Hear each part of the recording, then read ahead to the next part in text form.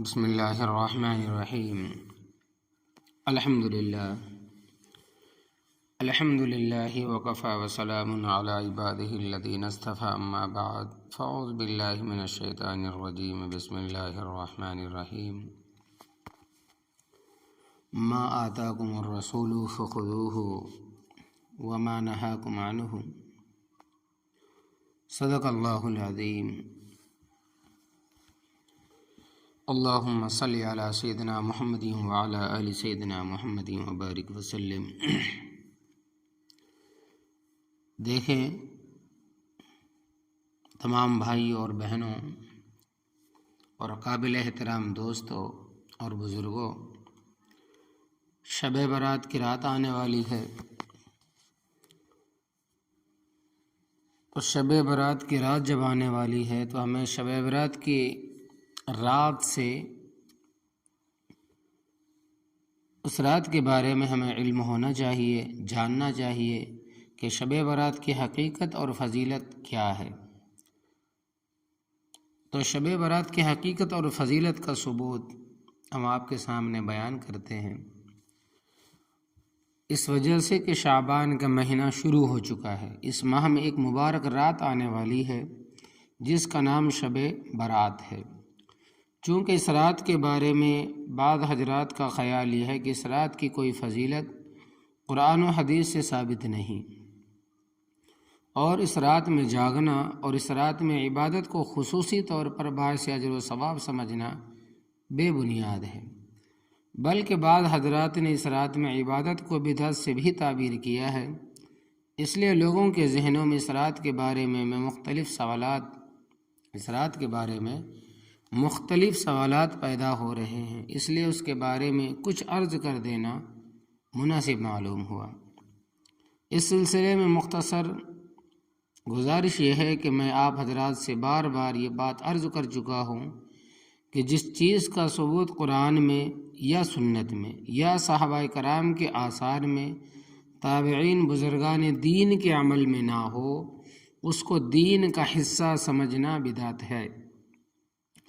اور میں ہمیشہ یہ بھی کہتا رہا ہوں کہ اپنی طرف سے ایک راستہ گھڑ کر اس پر چلنے کا نام دین نہیں ہے، بلکہ دین اتباع کا نام ہے۔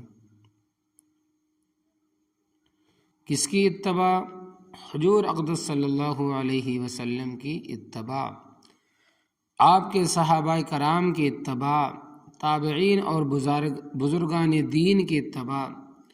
اب اگر واقعتاً یہ بات درست ہو کہ اس رات کی کوئی فضیلت ثابت نہیں، تو بے شک اس رات کو کوئی خصوصی اہمیت دینا بدعت ہوگا۔ جیسا کہ شب معراج کے بارے میں عرض کر چکا ہوں کہ شب معراج میں کسی خاص عبادت کا ذکر قرآن و سنت میں موجود نہیں ہے، لیکن واقعہ یہ ہے کہ شب برات 15 شعبان کے بارے میں یہ کہنا بالکل غلط ہے، یہ کہنا بالکل بے بنیاد ہے، بالکل بے اصل ہے کہ اس کی کوئی فضیلت حدیث سے ثابت نہیں ہے۔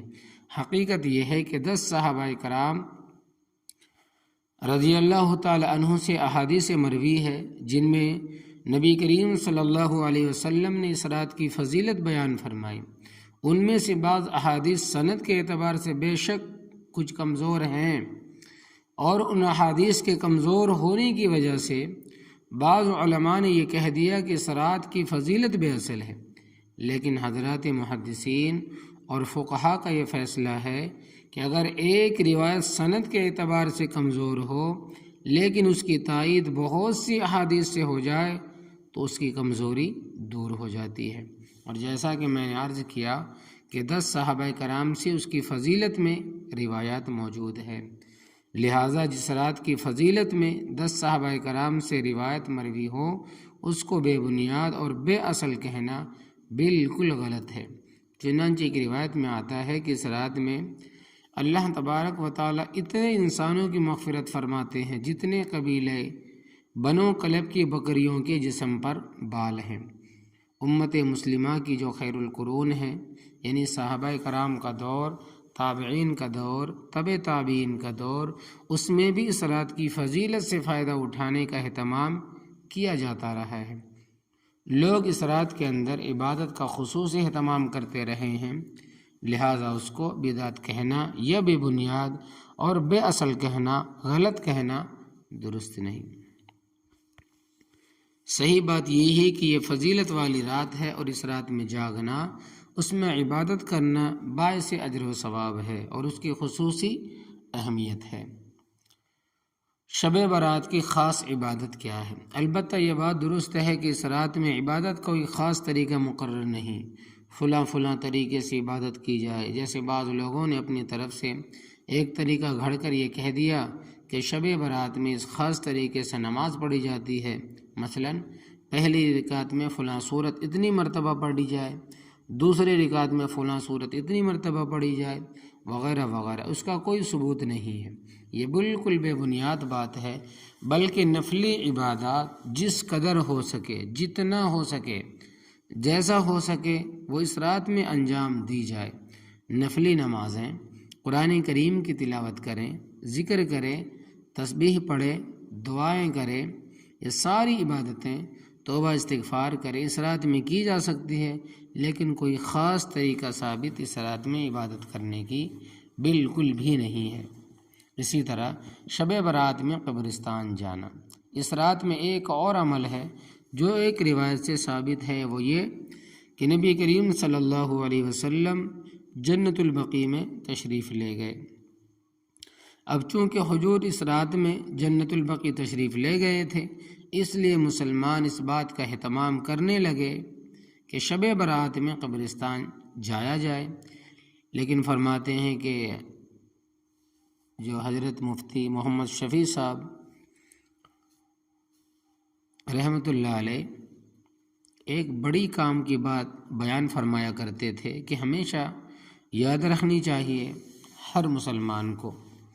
فرماتے تھے کہ جو چیز رسول کریم صلی اللہ علیہ وسلم سے جس درجے میں ثابت ہو اسی درجے میں اسے رکھنا چاہیے، اس سے آگے نہیں بڑھنا چاہیے۔ لہذا ساری حیات طیبہ میں، ساری زندگی مبارکہ میں نبی کریم صلی اللہ علیہ وسلم سے ایک مرتبہ جنت البقیع جانا مروی ہے، ایک مرتبہ جنت البقیع جانا ثبوت ہے شب برات کی رات میں، کہ آپ شب برات میں جنت البقیع تشریف لے گئے۔ چونکہ ایک مرتبہ جانا مروی ہے، اس لیے تم بھی اگر زندگی میں ایک مرتبہ چلے جاؤ تو ٹھیک ہے، سنت ادا ہو جائے گی۔ لیکن ہر شب برات میں جانے کا اہتمام کرنا، التزام کرنا، ضروری سمجھنا، نہ جانے والوں کو طعنے دینا اور اس کو بہت زیادہ ضروری سمجھنا اور اس کو شب برات کے ارکان میں داخل کرنا کہ اور اس کو شب برات کا لازمی حصہ سمجھنا، اور اس کے بغیر یہ سمجھنا کہ شب برات ہوتی ہی نہیں ہے بغیر قبرستان جائے، یا اس کو اس کے درجے سے آگے بڑھانے والی بات ہے۔ لہٰذا اگر کبھی کوئی شخص اس نقطۂ نظر سے قبرستان چلا گیا کہ نبی کریم صلی اللہ علیہ وسلم تشریف لے گئے تھے، میں بھی آپ صلی اللہ علیہ وسلم کی اتباع میں جا رہا ہوں، تو انشاءاللہ تبارک و تعالی ضرور اجر و ثواب ملے گا۔ لیکن اس کے ساتھ یہ کرو کہ کبھی نہ کبھی جاؤ، لہٰذا اہتمام اور التزام نہ کرو، بالکل ہر سال پابندی نہ کرو، کبھی جاؤ بھی کبھی چھوڑ بھی دو۔ یہ در حقیقت دین کی سمجھ کی بات ہے کہ جو چیز جس درجے میں ثابت ہو اس کو اسی درجے میں رکھو، اس سے آگے مت بڑھو، اور اس کے علاوہ دوسری نفل عبادت ادا کر لو۔ شب برات اور شب قدر میں صلاۃ التسبیح اور نفل کی جماعت۔ میں نے سنا ہے کہ بعض لوگ اس رات میں اور شب قدر میں نفلوں کی جماعت کرتے ہیں۔ پہلے صرف شبینہ با جماعت ہوتا تھا، اب سنا ہے کہ صلاۃ التسبیح کی بھی جماعت ہونے لگی ہے۔ یہ صلاۃ التسبیح کی جماعت کسی طرح بھی ثابت نہیں ہے، ناجائز ہے۔ اس کے بارے میں ایک اصول سن لیجئے کہ جو نبی کریم صلی اللہ علیہ وسلم نے بیان فرمایا کہ فرض نماز کے علاوہ اور ان نمازوں کے علاوہ جو نبی کریم صلی اللہ علیہ وسلم سے باجماعت ادا کرنا ثابت ہے، جیسے مثلا تراویح، نماز کسوف، نماز استسقاء کی نماز، ان کے علاوہ عیدین کی نماز، اور رمضان کے دنوں میں وطر کی نماز، جنازے کی نماز، ہر نماز کے بارے میں افضل یہ ہے کہ انسان اپنے گھر میں ادا کرے۔ ان کے علاوہ ہر نماز کے بارے میں افضل یہ ہے کہ انسان اپنے گھر میں ادا کرے۔ صرف فرض نماز کی خصوصیت یہ ہے کہ اس کے اندر صرف افضل نہیں بلکہ سنت مؤکدہ قریب الواجب ہے، کہ یعنی واجب کے قریب ہے کہ اس کو مسجد میں جا کر جماعت سے ادا کرے۔ لیکن سنت اور نفل میں اصل قاعدہ یہ ہے، اصل طریقہ یہ ہے کہ اس کو انسان اپنے گھر میں ہی جا کر ادا کرے، یا کر کے آئے یا جا کر کرے۔ لیکن جب فقہاء کرام نے یہ دیکھا کہ لوگ گھر جا کر بعض اوقات سنتوں کو چھوڑ دیتے ہیں، ترک کر دیتے ہیں، اس لیے انہوں نے یہ بھی فرما دیا کہ اگر سنتیں چھوٹنے کا ڈر ہو، چھوٹنے کا خوف ہو تو مسجد میں ہی جا کر پڑھ لیا کرے تاکہ چھوٹ نہ جائے، ورنہ اصل قاعدہ یہی ہے کہ گھر میں جا کر ادا کرے۔ اور نفل کے بارے میں تمام فقہا کا اس پر اجماع ہے کہ نفل نماز میں افضل یہ ہے کہ اپنے گھر میں ادا کرے۔ اور نفلوں کی جماعت حنفیہ کے نزدیک، اور نفلوں کی جماعت امام اعظم ابو حنیفہ رحمۃ اللہ علیہ کے نزدیک، یعنی حنفیہ کے نزدیک مکروہ تحریمی اور ناجائز ہے۔ یعنی اگر جماعت سے نفل پڑھ لیے تو ثواب تو کیا ملے گا، الٹا ایسے پڑھنے والوں کو گناہ ملے گا۔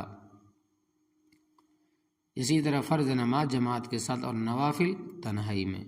بات دراصل یہ ہے کہ فرائض دین کا شعار ہے، دین کی علامت ہے، اسلام کی نشانی ہے، لہٰذا ان کو جماعت کے ساتھ مسجد میں ادا کرنا ضروری ہے۔ کوئی آدمی یہ سوچے کہ اگر میں مسجد میں جماعت کے ساتھ نماز پڑھوں گا تو اس میں ریاکاری کا اندیشہ ہے، اس لیے میں گھر ہی میں نماز پڑھ لوں، اس لیے ایسا کرنا جائز نہیں۔ اس کو حکم یہ ہے کہ مسجد میں جا کر ہی نماز پڑھے، اس لیے کہ اس کے ذریعے دین اسلام کا ایک شعار ظاہر کرنا مقصود ہے، دین اسلام کی ایک شوکت کا مظاہرہ مقصود ہے، اس لیے اس کو مسجد ہی میں ادا کرو۔ لیکن نوافل ایک ایسی عبادت ہے جس کا تعلق بس بندہ اور اس کے پروردگار سے، بس تم ہو اور صرف تمہارا اللہ، تم ہو اور تمہارا پروردگار ہو۔ جیسا کہ حضرت ابوبکر صدیق رضی اللہ تعالیٰ عنہ کے بارے میں آتا ہے کہ حضور اقدس صلی اللہ علیہ وسلم نے ان سے پوچھا کہ تلاوت اتنی آہستہ سے کیوں کرتے ہو؟ تو انہوں نے جواب دیا کہ انہوں نے جواب میں فرمایا کہ میں جس ذات سے یہ مناجات کر رہا ہوں اس کو سنا دیا، اب دوسروں کو سنانے کی کیا ضرورت ہے۔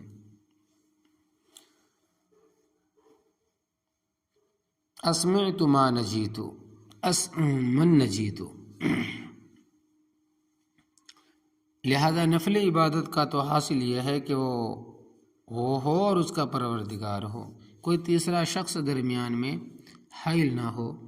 اللہ تبارک و تعالی یہ چاہتے ہیں کہ میرا بندہ براہ راست مجھ سے ہی تعلق قائم کرے، اس لیے نفلی عبادتوں میں جماعت اور اجتماع کو مکروہ قرار دے دیا، اور یہ حکم دے دیا کہ اکیلے آؤ اور تنہائی میں اور خلوت میں آؤ اور ہم سے براہ راست رابطہ قائم کرو۔ یہ خلوت اور تنہائی کتنا بڑا انعام ہے، ذرا غور تو کرو، بندے کو کتنے بڑے انعام سے نوازا جا رہا ہے کہ خلوت اور تنہائی میں ہمارے پاس آ جاؤ، یعنی کہ نفل شب برات کی رات میں اکیلے پڑھیں، اور اچھا ہے کہ گھر میں پڑھیں،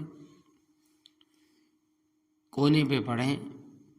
یہ فضیلت والی راتیں شور و شغب کی راتیں نہیں ہیں، میلے ٹھیلے کی راتیں نہیں ہیں، گپ شپ کی راتیں نہیں ہیں، غیبت چگلی کی راتیں نہیں ہیں، ہوٹلوں کو آباد کرنے کی راتیں نہیں ہیں، اور ٹھیلوں کو بھی آباد کرنے کی راتیں نہیں ہیں، اور بار بار پھر چائے بنانا، پھر لوگوں کو جمع کرنا، یہ بھی اس کی راتیں نہیں ہیں۔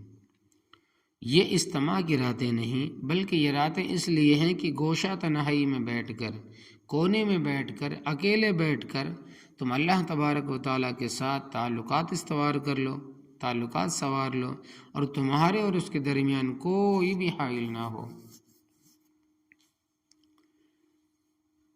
ہم سے اکیلے اور تنہائی میں عبادت نہیں ہوتی۔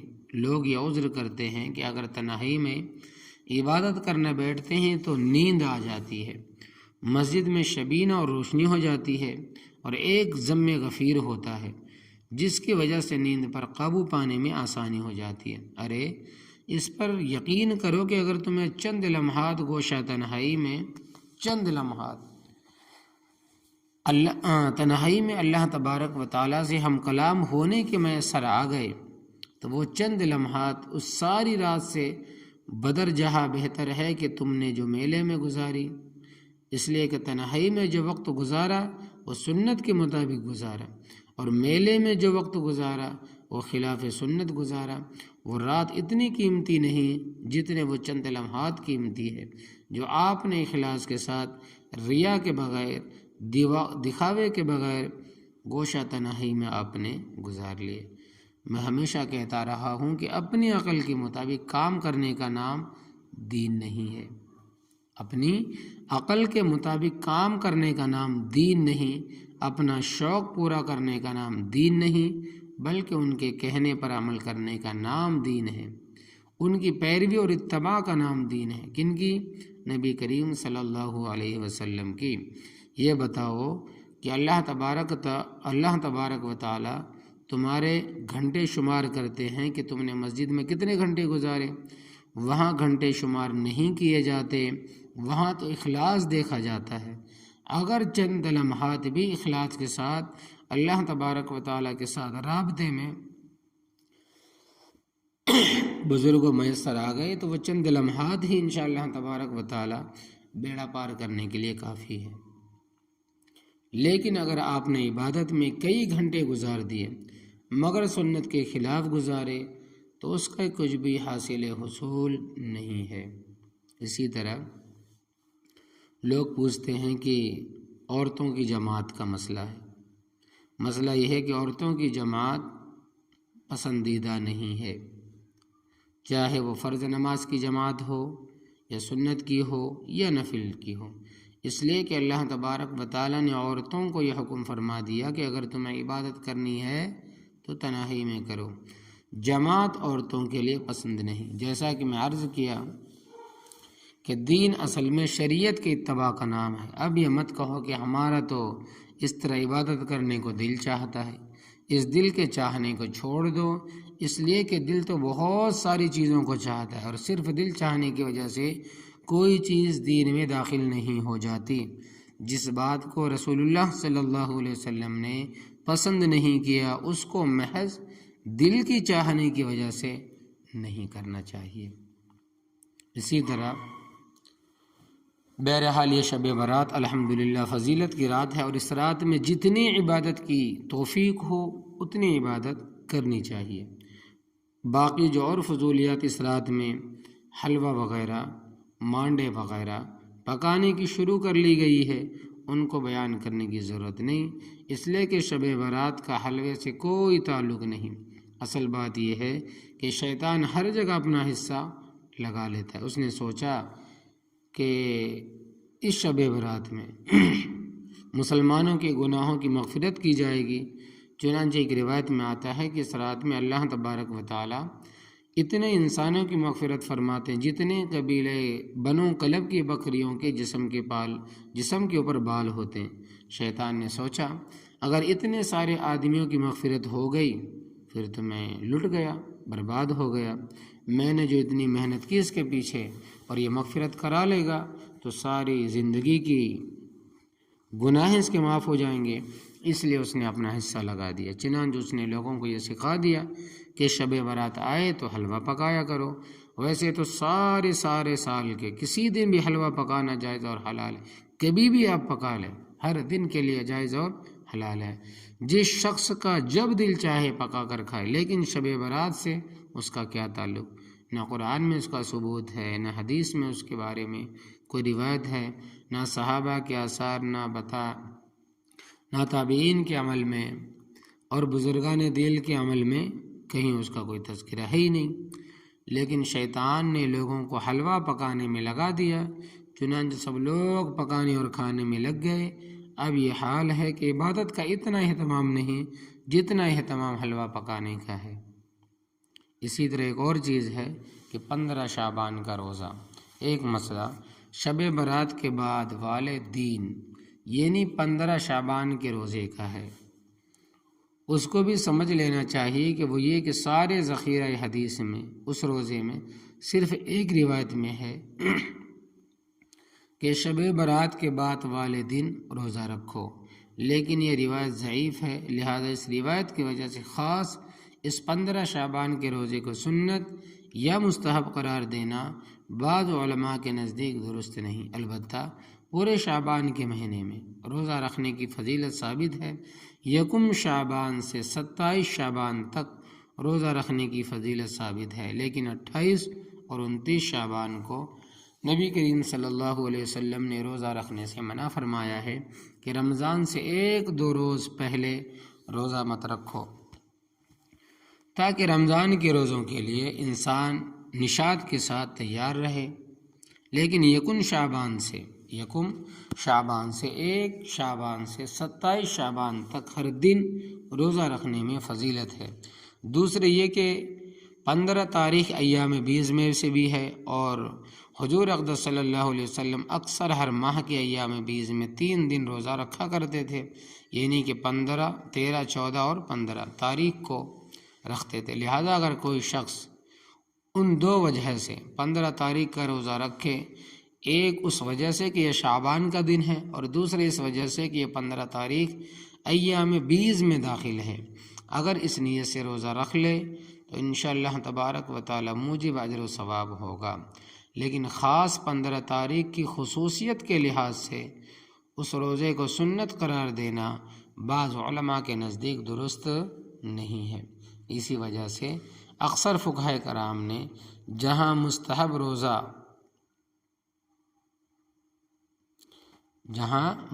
روزوں کا ذکر کیا ہے، وہاں محرم کی 10 تاریخ کے روزے کا بھی ذکر کیا ہے، یوم عرفہ کے روزے کا ذکر کیا ہے، لیکن 15 شعبان کے روزے کا علیحدہ سے ذکر نہیں کیا، بلکہ یہ فرمایا کہ شعبان کی کسی بھی دن میں روزہ رکھنا افضل ہے۔ بہرحال اگر نقطہ نظر سے کوئی شخص روزہ رکھ لے تو انشاءاللہ تبارک و تعالی اس پر ثواب ہوگا، باقی کسی دن کی کوئی خصوصیت نہیں ہے۔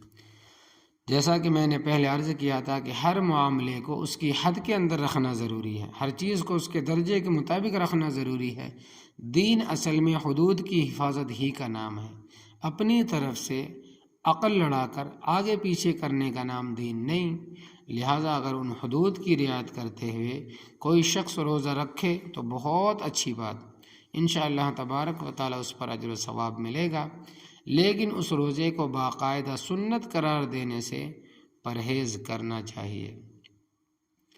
اسی طرح رمضان کے لیے پاک صاف ہو جاؤ۔ بہرحال حقیقت یہ ہے کہ اس رات کی فضیلت کو بے اصل کہنا غلط ہے، اور مجھے تو ایسا لگتا ہے کہ اللہ تبارک و تعالیٰ نے یہ شب برات رمضان المبارک سے 2 ہفتے پہلے رکھی ہے۔ یہ در حقیقت رمضان المبارک کا استقبال ہے، رمضان کی ریہرسل ہو رہی ہے، رمضان کی تیاری کرائی جا رہی ہے کہ تیار ہو جاؤ، اب وہ مقدس مہینہ آنے والا ہے جس میں ہماری رحمتوں کی بارش برسنے والی ہے، جس میں ہم مغفرت کے دروازے کھولنے والے ہیں۔ اس کے لیے ذرا تیار ہو جاؤ۔ دیکھیے، جب آدمی کسی بڑے دربار میں جاتا ہے تو جانے سے پہلے اپنے آپ کو پاک اور صاف کرتا ہے، نہاتا دھوتا ہے، کپڑے وغیرہ بدلتا ہے۔ لہٰذا اب جب اللہ تبارک و تعالیٰ کا عظیم دربار رمضان کی صورت میں کھلنے والا ہے تو اس دربار میں حاضری سے پہلے 1 رات دے دی، اور یہ فرمایا کہ آؤ ہم تمہیں اس رات کے اندر نہلا دھلا کر پاک صاف کر دیں، گناہوں سے پاک صاف کر دیں، تاکہ ہمارے ساتھ تمہارا تعلق صحیح معنوں میں قائم ہو جائے۔ اور جب یہ تعلق قائم ہوگا اور تمہارے گناہ دھلیں گے تو اس کے بعد تم رمضان المبارک کی رحمتوں سے صحیح معنوں میں فیضیاب ہو جاؤ گے۔ اس غرض کے لیے اللہ تبارک و تعالیٰ نے ہمیں یہ رات عطا فرمائی، اس کی قدر پہچاننی چاہیے۔ اللہ تبارک و تعالیٰ ہمیں اس مبارک رات کی قدر کرنے اور اس رات میں عبادت کی توفیق عطا فرمائے، آمین یا رب العالمین۔ دعا کر لیں۔ اللہم صلی علی سیدنا محمد وعلی آل سیدنا محمد وبارک وسلم۔ ربنا تقبل منا انک انت السمیع العلیم وتب علینا انک انت التواب الرحیم۔ اللہم انی اسألک الجنہ واعوذ بک من النار اللهم صل على محمد النبي الأمي وعلى آله وسلم تسليما واعف عنا واغفر لنا وارحمنا أنت مولانا فانصرنا على القوم الكافرين سبحان ربك رب العزة عما يصفون وسلام على المرسلين والحمد لله رب العالمين برحمتك يا أرحم الراحمين.